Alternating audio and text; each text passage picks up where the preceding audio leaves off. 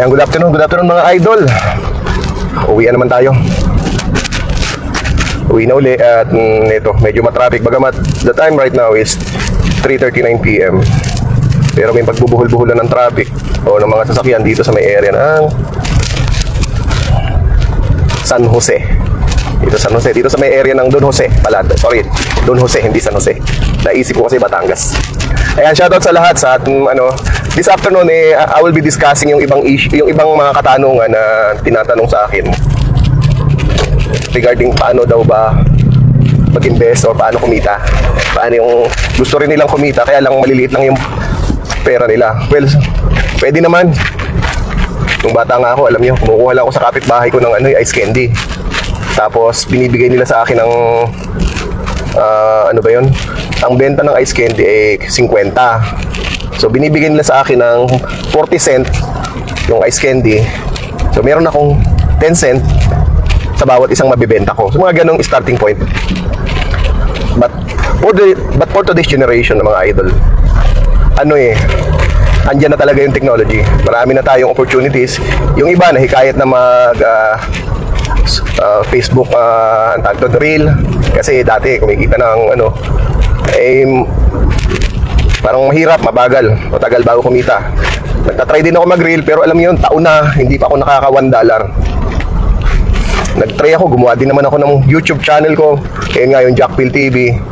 Wala pa rin. Meron doon $0.03.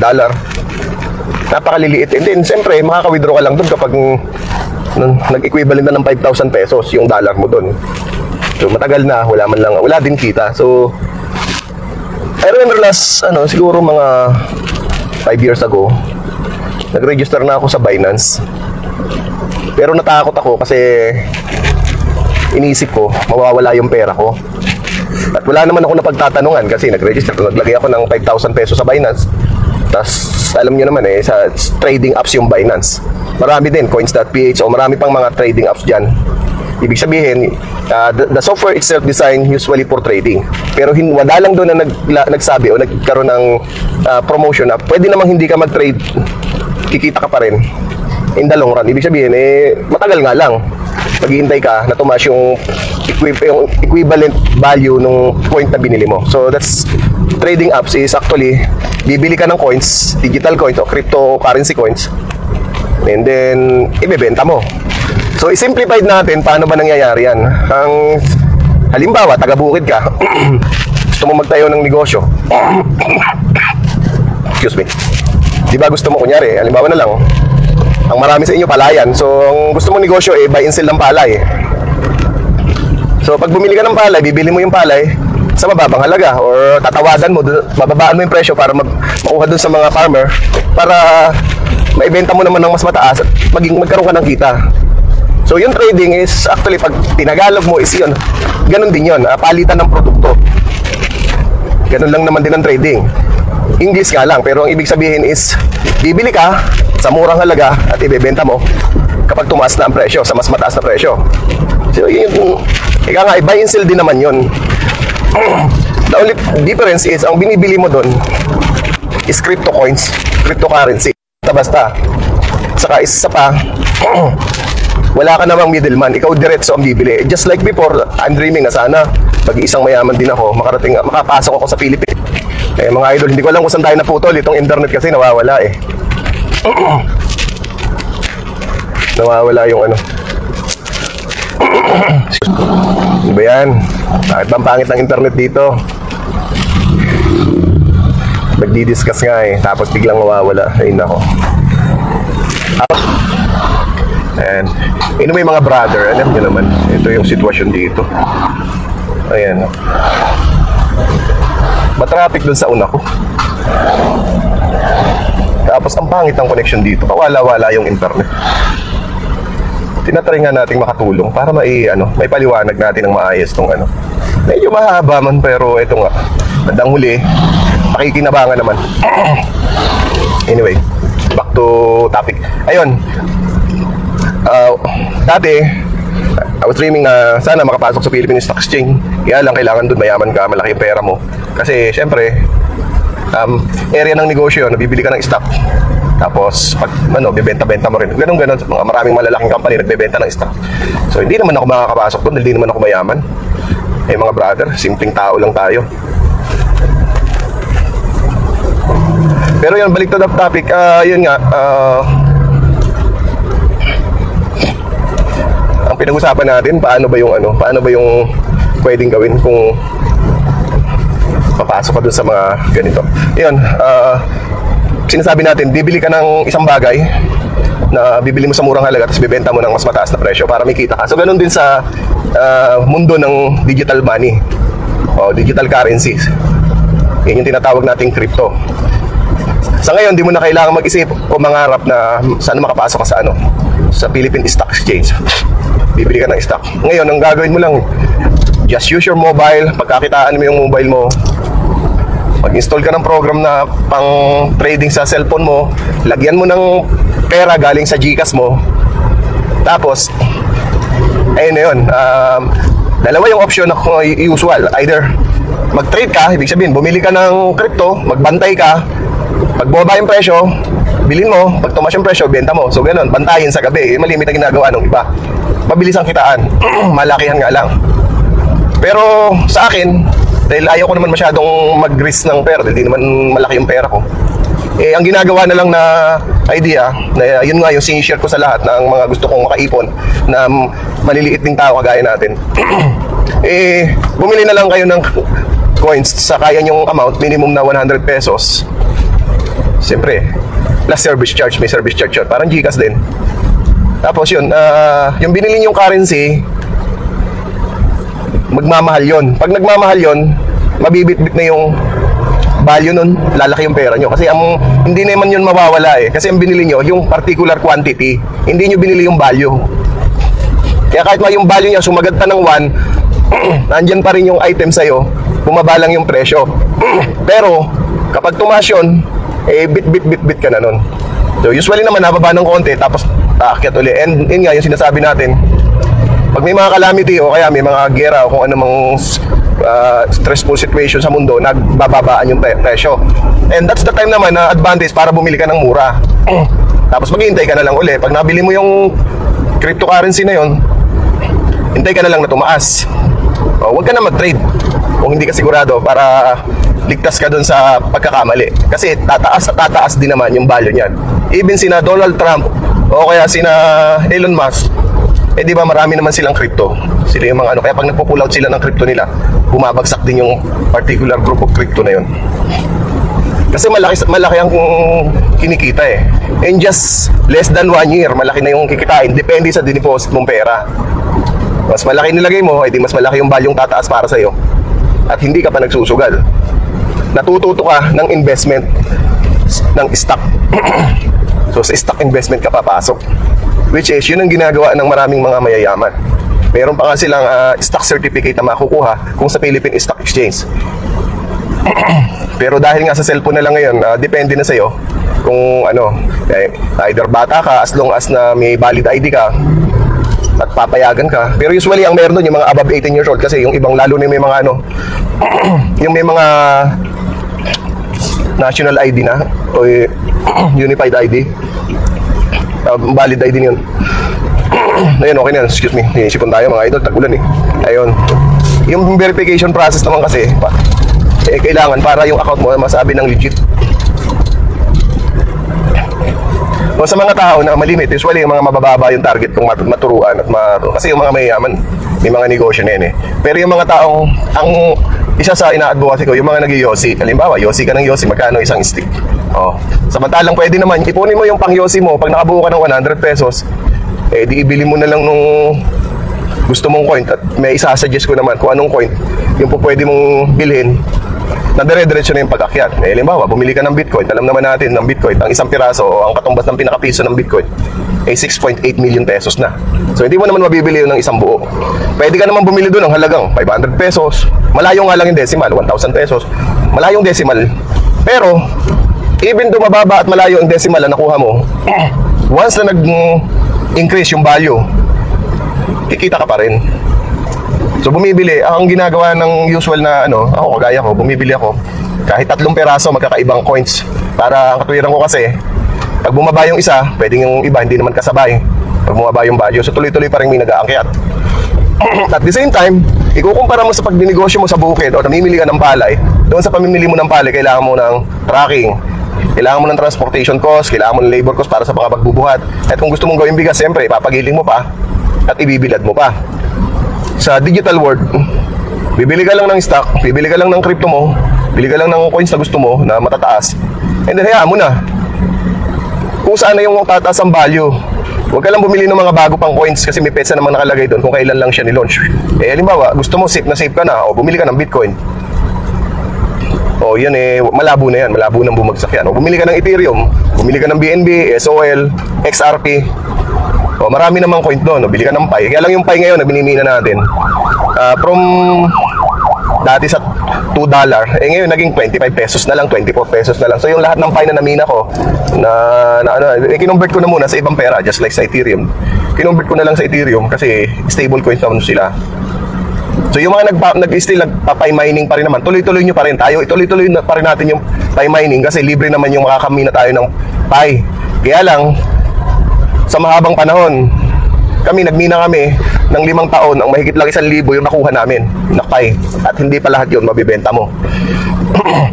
So kung practical kang tao, o bili ka na lang talaga ng crypto, mabibili mo. Kung gusto mong bumili pa rin ng Pi, pwede kang bumili ng Pi habang mura pa. So kahit bumili ka ng 10 Pi, o magkaano lang yan sa 24 pesos, di ba wala pa 100, ay wala pa 500. So yung halagang 500 mo, ibili mo na. Marami ng Pi yun. Pero I recommend yun na hindi na muna yung Pi. Last priority na muna yung Pi. Ibili mo na muna ng mga mas stable na na coins na pinagkakitaan na ng matagal at stable talaga siya hanggang ngayon.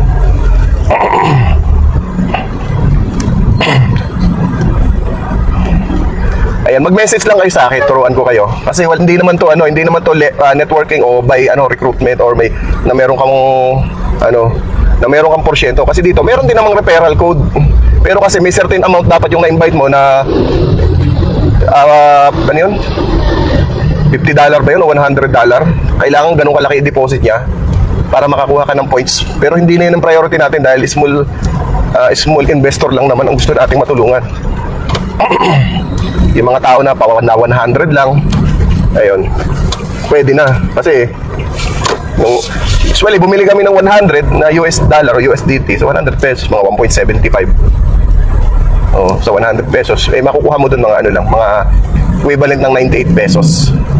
Kasi may gas fee o may service charge pa rin. Pero mababawi mo yun in 1 month. Kung malaking pera mo, di mas mabilis ka malaki yung ramdam mo yung difference. Ayun yung sinasabi natin na hayaan nyo na magtrabaho yung pera para sa inyo.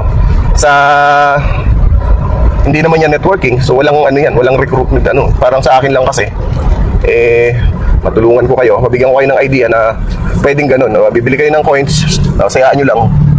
Kaya mo lang naman siya lalakihan, gusto mong malaki din ang kitaan mo. At the same time, matututo ka magtipid kasi manghihinayang ka kung gagastusin ko to, maigi pang i-invest ko, kahit pa isa-100 lang para dumami. And that platform, usually yung OKX at saka yung Binance, international platform yan. Kaya ang mga dollar nga nakapasok yan.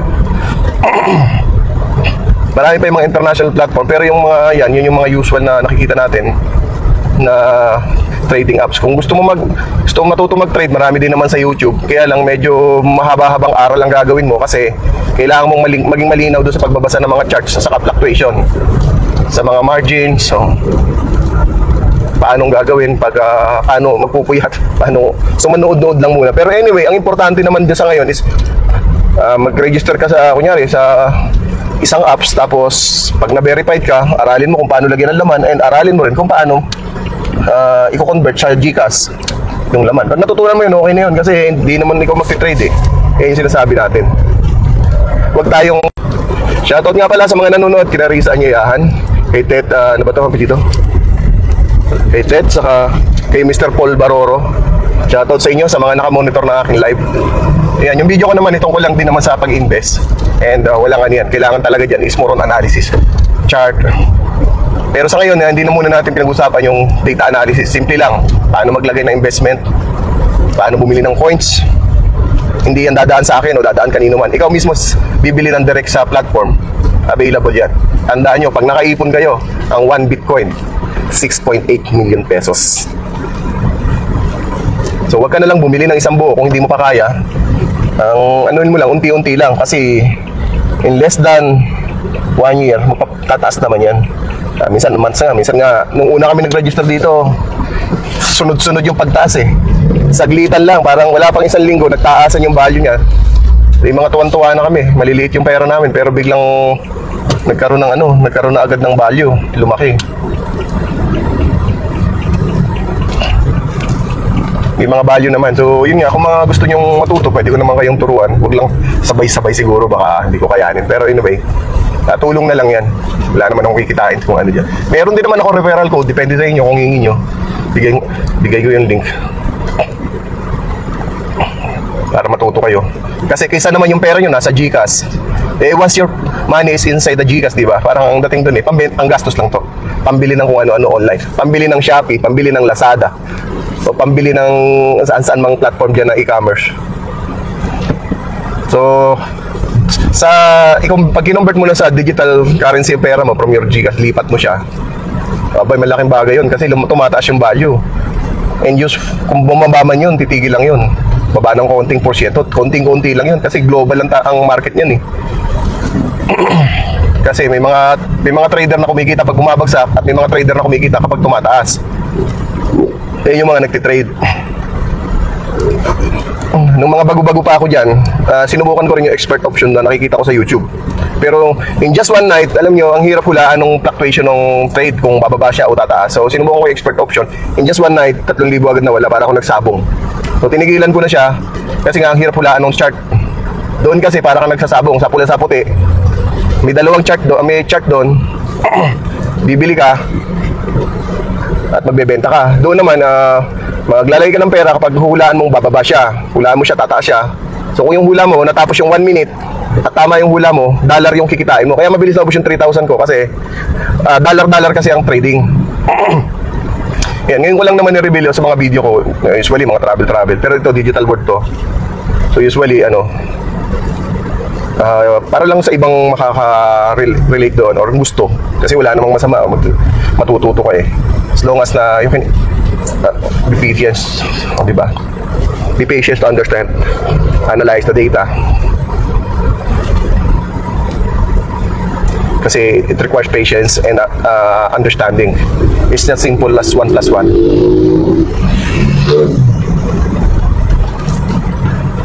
Pero ngayon, sinisimplified ko lang na madali lang. Doon lang tayo sa abot muna ng ating isip o sa abot muna ng mga iba na natatakot na ma-scam. Hindi naman ma-scam, wala ka naman pinagbigyan tao eh. Kailangan lang matuto kang bumili.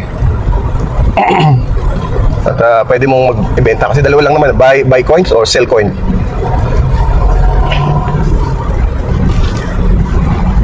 Ayan, habang tayo papauwi, yun lang ang ating naitutulong sa ibang So may mga naturuan na tayo ng mga interested na matuto, yun nga. So nagsimula sila 100, try lang muna. Tapos hanggang sa nagkaroon ng kapital na 1.5. After 1 month, yung 1.5 niya, naging 2,000 na. Mahigit ng 2,000. Then after that, nagdag uli. Patingin-tingin lang sa cellphone, walang gagawin. Pero yung Pi mining, yung mga pagmimina ng Pi crypto, magmina pa rin kayo kasi libre pa rin naman yun. Sayang naman yung cellphone nyo, buhay din naman yan. Sa Pi mining kasi, i-start mo lang yung apps ng once a day. So wala namang yun. Since buhay din naman yung cellphone mo, start mo lang yung apps, tapos magmimina na siya. Tapos bukas na uli. Pero yung mga mamahaling coins just like Bitcoin, Ethereum, yun, may mining machine yun, may miner yun. May mining machine kang bibili at napakamahal. Gusto ko sana dating bumili kaso almost 50,000 pesos isa. E minsan video card pa lang is maabot na ng mahigit 20,000. And it requires yung aircon, yung kwarto na paglalagay mo ng special computer na miner na yun malamig. Kaya dapat naka-aircon and it will run for 24 hours mining. Kaya yung mga nauna, talagang malalaki din ang kinita yung bumili ng mga mining machine. Pero ako, hindi ko naman kaya. So wala, hindi ako agad. Ngayon na lang ulit ako bumalik. Naalala ko yung sinasabi ko sa inyo, yung naglagay ako ng 5,000 sa Binance. Dahil natakot ako, akala ko yung pera ko mauubos kasi nababa yung presyo. Wala naman nakapagpaliwanag sa akin na yung binili ko is quantity, hindi yung price. So yung quantity na binili ko, hindi naman sasagad yun sa walk zero. Kahit bumaba pa yung presyo nun. At dadating yung time, magmamahal pa rin yun. So natakot ako that time. Winidraw ko yung pera ko. Eh doon kasi pag nag-withdraw kami, natitira yung mga 0.01. May mga natitira doon mga, kunyari marami kang coin. May matitira doon na hindi mo lahat yung mawi-withdraw. May 0.01 na cent na matitira. Nung binalikan ko uli yung Binance ko, nag-login ako yung username ko and email ko. Nakita ko yung mga 0.01 ko, naging whole number na. So pinagko-convert ko, parang naka 5 piso din ako. And at the time na nilagyan ko na talaga ng laman. Kasi ganun pala talaga, hindi ka masisiro. Isipin mo yung mga coins mo dati na 0.01, 0.01 nung magtagal dahil tumaas yung value ng particular coin na iniwanan mo ng matagal. Abay, dapat pala kung iniwanan ko yung 5,000 ko doon, paldo na ako. Pumapaldo na. So ngayon, binalikan ko siya. Binalikan ko si Binance. Ayan. So nilagyan ko na ng laman and medyo malaki-laki yung nailagay nating laman yan. And hindi na, sabi nga doon kung magti-trade ka lang, matatakot ka dahil yun yung risky. Kasi pwede nang ubusin yung laman ng trade wallet mo. Pero dahil hindi naman ako nagtitrade, nag-iintay lang ako. Yun yung long term, which is when you research about it, na safe talaga yung gano'n, yung long term. Bagamat matagal, pero sure ka naman na safe yung pera mo at lalaki. Ayan yung idea na ginagamit natin ngayon. Sa trading, risky, pwedeng masunugan, pero pag lagi kang maganda ang pagkaka-analyze doon sa chart, isang gabi lang, malaki na kikitain mo. Malaki na yung magiging equivalent ng income mo. Kaya yung iba, nagpaka-focus na lang sa ganun. Kasi mas malaki ang kita sa trading. Kasi negosyo yan Para ka na rin naman bumibili ng physical product. Ang kaibahan lang naman, digital. So, by using your desktop, your laptop, or your cell phone, you can do trading. Matututo ka talaga. And it's up to you naman, pwede namang mailit lang. Hanggang sa lumaki ng lumaki. Kung may pera kayong malaki, edi ilagay nyo doon. Kaysa ilagay nyo sa GCash na ang mindset na isiniset sa atin, palabas para gastusin. Kaya kami ginagawa na, tipid-tipid lang. Babaon kami ng kanin, baon kami ng ulam, para hindi kami na bumibili sa kantin masyado. Nababawasan yung gastusin namin. Yung mga natitipid na pa isa-100, deposit ng deposit. Kasi mas malaki ang mas malaki ang magiging percentage pag malaki yung dinideposit. Wag lang maglalaki yung account. Siyempre, yung username and password and yung cellphone number, huwag kang magpapalit. Siyempre, ang verification yan, dalawa, email verification at saka cellphone number verification. Just in case na yung cellphone mo naman masira or kailangan mong ilipat yung account, mag-login ka lang uli sa bagong cellphone, kung ano yung login mo doon saka password. At the same time, yung cellphone number na ginamit mo, lipat mo lang kasi yung cellphone number na ginamit mo, importante yun para sa kasi kung sasablay ka sa verification ng email at saka yung cellphone hindi mo na-verify, hindi ka makakapasok. So sayang naman yung pera mo. Ganun yun. Simple lang naman yun, hindi naman mahirap na gawin yun. Dahil yung number naman alam mong pinamimigay mo rin sa iba at importante yun for business transaction. And kung nabasag yung SIM card mo, punta ka lang naman sa provider, either Smart or Globe, bayad ka lang. So bibigyan ka ng panibagong cellphone, SIM card number, bigyan ka ng panibagong SIM pero yung pa rin yung number. Sa mga nagtatanong, gusto o interesadong matutong mag-alkansya sa crypto, mag-message na lang kayo dyan sa akin. O mag-comments na lang kayo dyan sa ilalim ng video ko para ma-assistihan ko kayo kahit pa paano, basta may time pa ako, matulungan ko kayo. Pero alisin nyo sa isip nyo yung mga negative side na baka ma-scam ako. Understood na yun. Kahit naman sa negosyo, pagka basta maingat ka, hindi naman mangyayari yun Hindi yung ma-scam ka, pagka na-scam ka sa ganyan, harap-harapan na kinulang ka na ng analysis doon. Halimbawa, maglo-load ka, doon sa paglo-load niyan from GCash, hindi naman basta ka makakabili sa tao kasi ayan, hindi naman dyan may scam ka kasi pag nag-load ka, ang usual na dyan, yung mga nagtitinda ng coins, mas malalaki din yung puhunan na nandoon sa system. Kung manluloko sila at mare-report sila, mapiprease yung kanilang pera doon sa system, mas malaki ang mawawala sa kanila.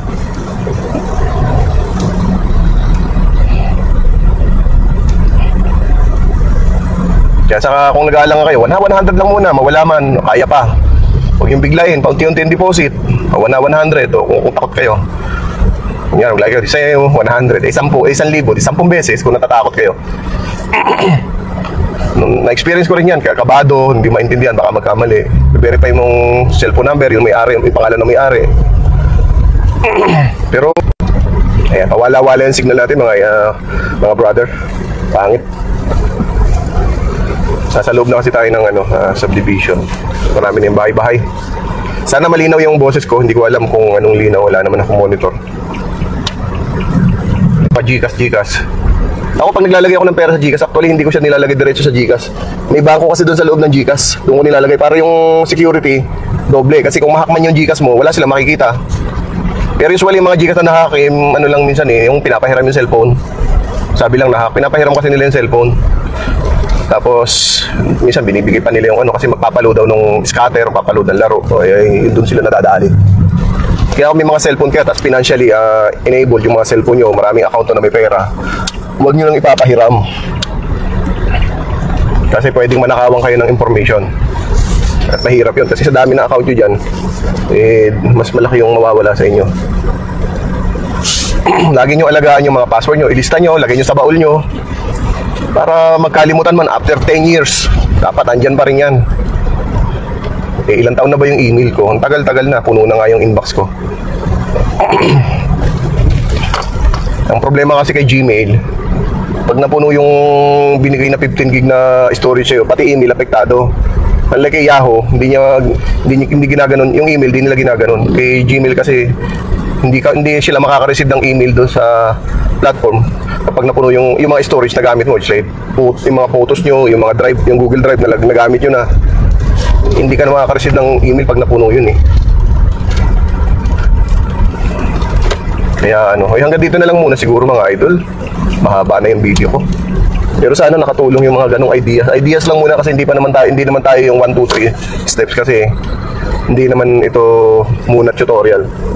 Hindi naman tayo expert para doon. Ang sinasabi lang natin is para mabuksan yung kaisipan ng maraming mga mahihirap nating kababayan na matutong mag-save pa rin kahit na pa isa-isang daan kaysa ibili ng sigarilyo, ilagay mo na sa ganun para kumikita. At yun ang useful, palang literal na wala kang ginagawa pero gumagalaw yung pera mo. Sa bangko kasi wala namang kita dun napakaliit lang naman ang interest dun. Sila pa nga kumikita sa pera mo, lalo na pag nag-loan ka. Yan yung mga trading apps na mas mapapakinabangan yun. Marami naman yan. Maraming mayayaman din ang dyan. Ayan, hanggang dito na lang muna tayo mga idol at sana'y makatulong yun sa inyo. Balang araw, malaking bagay yun.